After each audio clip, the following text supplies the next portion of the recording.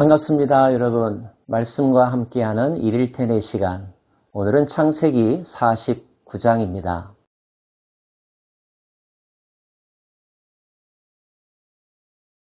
야곱은 자신의 아들 12명을 한 곳에 모읍니다. 그가 세상을 떠날 때가 가까이 왔음을 알았기 때문이죠. 그는 유언합니다. 그의 유언은 축복과 더불어 예언의 성격을 가지고 있는데요. 그의 예언은 두 가지 특징을 가지고 있다고들 이야기합니다. 하나는 인간적인 면이고요. 또 하나는 언약적인 면이라고 말하죠. 이 말은 단지 그 집안 개개인에 관한 이야기가 아니라 하나님의 구원의 역사 가운데 오늘 선포한 예언들이 성취된다는 의미를 담고 있습니다. 어떤 사람을 향한 하나님의 뜻을 선포하는 것, 이것을 예언이라고 하는데요. 이런 예언은 아무나 할 수 있는 것은 아니겠죠.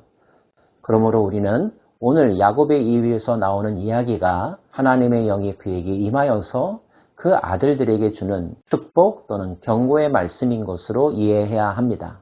물론 아버지 야곱이 아들들의 형편과 그들의 성품, 취향, 가치관, 살아오면서 보여줬던 행동들을 자세히 알고 있음을 우리는 짐작할 수 있는데요. 성경은 야곱이 각 아들들의 분량대로 축복했다고 기록하고 있습니다. 야곱에게는 모두 12명의 아들들이 있었죠. 4명의 아내에게서 태어난 아들들입니다. 그 이름들을 다 암기하기란 쉽지 않을 것입니다. 그런데 특별히 창세기에 보면 12아들들 가운데서 단지 태어났다는 기록 이외에는 어떠한 그에 관한 스토리가 전혀 나와 있지 않은 아들들도 많습니다. 그래서 우리는 오늘 어떤 사건과 경험들이 기록되어 있는 아들들 중심으로 예언과 그 의미를 살펴보려고 합니다. 먼저 르우벤을 향한 야곱의 예언입니다.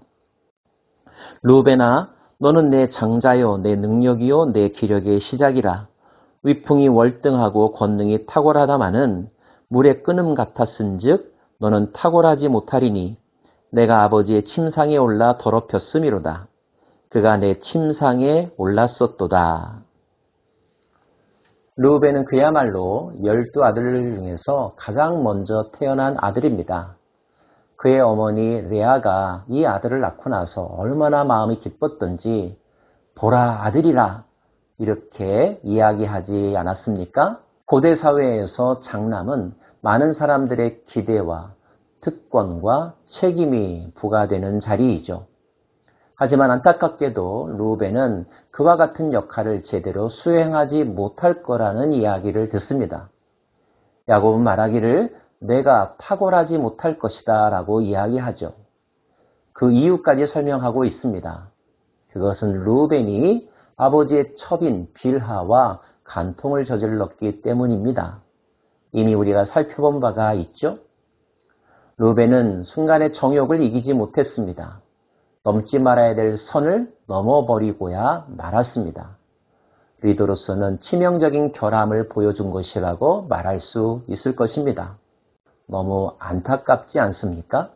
다음으로는 시므온과 레위에 관한 예언입니다. 시므온과 레위는 형제요, 그들의 칼은 폭력의 도구로다. 내 호나 그들의 모의에 상관하지 말지어다. 내 영광아 그들의 집회에 참여하지 말지어다.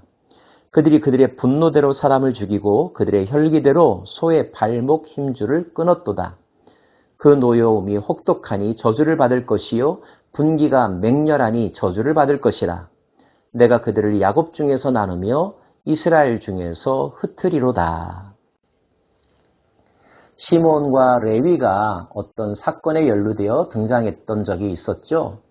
바로 야곱의 가족이 돌아올 때 세겜 땅에서 그들의 여동생 딥나가 세겜 족속에게 부끄러운 일을 당했을 때였습니다. 시므온과 레위가 그들을 속일 작정으로 협정을 맺고 그 틈을 이용하여 세겜성의 모든 사람들을 학살했던 적이 있었죠.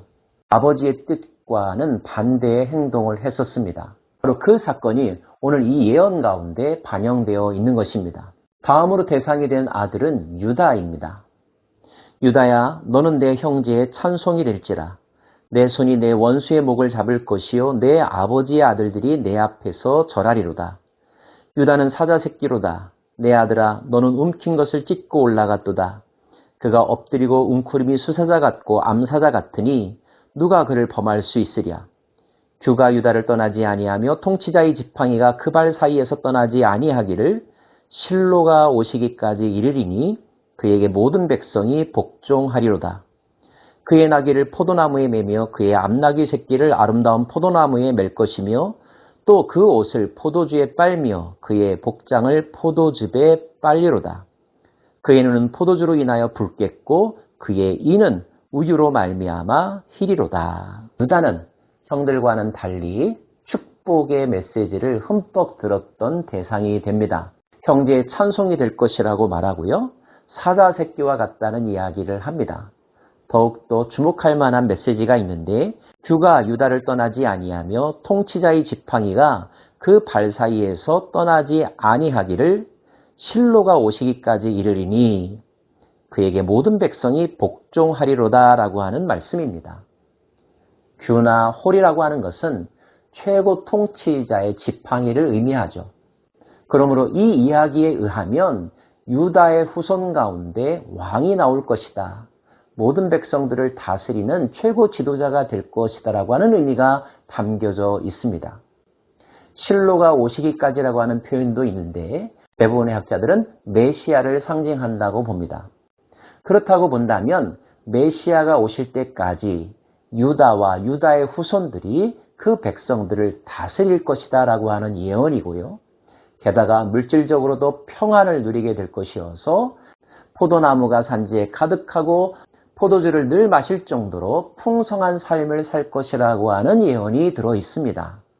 아마도 야곱은 요셉을 죽이지 않으려고 노력했던 유다의 모습, 마지막 순간에 자기 목숨을 담보로 제공하면서까지 베냐민을 풀어달라고 하소연하고 아버지의 걱정을 덜어주려고 했던 유다의 성품과 믿음을 보고 이것이 반영된 것으로 여겨집니다. 또 한 사람의 축복의 대상자는 바로 요셉입니다.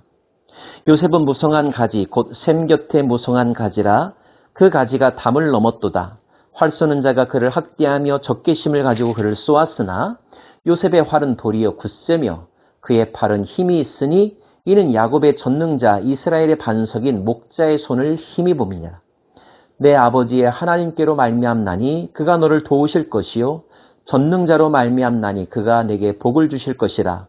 위로 하늘의 복과 아래로 깊은 샘의 복과 젖먹이는 복과 태의 복이로다. 내 아버지의 축복이 내 선조의 축복보다 나아서 영원한 산이 한없음 같이 이 축복이 요셉의 머리로 돌아오며 그 형제 중 뛰어난 자의 정수리로 돌아오리라. 요셉은 버림받았지만 보냄받았지만 그 자리에서 승리하여 그의 가족을 구원한 큰 공을 세운 사람이죠. 가족뿐만 아니라 이집트의 백성들을 구원했다고도 말할 수 있습니다. 그 요셉에 대하여 주는 축복의 메시지, 이런 복이 여러분에게도 임하기를 저는 소망해 봅니다. 그 외에도 제가 설명하지 않은 많은 아들들에 관한 예언이 있습니다. 긍정적인 것도 있고 부정적인 것들도 있는데요. 왜 그런 내용의 예언을 했는지 우리는 그 사정을 다 알 수는 없습니다. 다만 우리는 앞으로 성경을 읽을 때 야곱이 말한 이 예언의 내용들이 어떤 과정을 거쳐서 성취되었는지 눈여겨 살펴볼 수 있기를 원합니다. 예언한 것은 야곱의 몫이었지만 그 예언이 성취되고 성취되지 않고는 당사자들의 몫이라는 점 꼭 기억하실 수 있기를 바랍니다.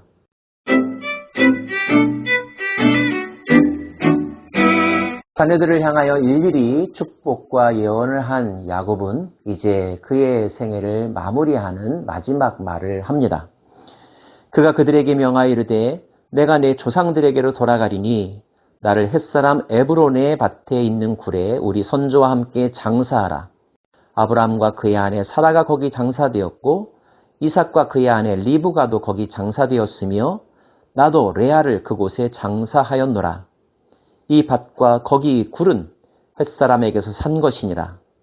야곱이 아들에게 명하기를 마치고 그 발을 침상에 모으고 숨을 거두니 그의 백성에게로 돌아갔더라. 많은 사람들이 마지막 순간에 나는 어떻게 죽을까 걱정하기도 하고 궁금해하기도 하죠. 또 자기가 바라는 죽음의 모습이 있을 것입니다. 야곱은 침상에서 자기의 발을 모았다라고 했습니다. 그 발을 침상에 모으고 숨을 거두니 정신과 몸이 흐트러지지 않았다는 것을 의미하죠. 올곧게 평안하게 세상을 떠났다는 의미일 것입니다. 잘 죽는 것도 큰 복이라고 이야기하죠. 사랑하는 여러분, 언젠가 우리는 이 죽음의 순간을 맞이하게 될 터인데요. 공포에 휩싸여서 억지로 죽는 것이 아니라 하나님 나라에 대한 소망을 두며 기쁨 가운데, 평안 가운데 하나님께로 돌아갈 수 있기를 늘 기도해 봅니다. 그리고 죽기 전에 우리가 꼭 해야 될 것들, 그것은 우리의 다음 세대를 위하여서 축복하는 것입니다.